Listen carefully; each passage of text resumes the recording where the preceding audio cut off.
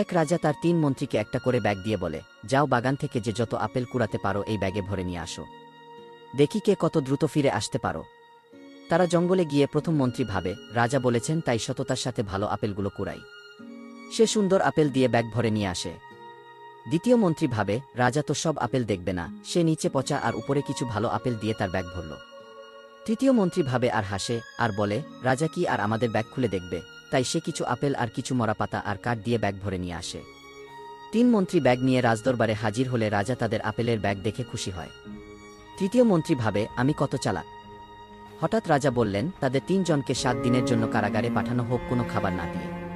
প্রথম মন্ত্রী তার সব ভালো ফলগুলো খেয়ে 7 দিন কাটিয়ে দিল। দ্বিতীয় মন্ত্রী 2 দিন ভালো ফল খেয়ে বাকিটা পচা ফল খেয়ে অসুস্থ হয়ে গেল। আর তৃতীয় মন্ত্রী না খেয়ে কারাগারেই মারা যায়। বন্ধুরা, আমরা যে যা করব তার ফল ভোগ করতেই হবে। আর গল্পটি ভালো লাগলে চ্যানেলটি সাবস্ক্রাইব করে দিবেন দয়া করে। ধন্যবাদ।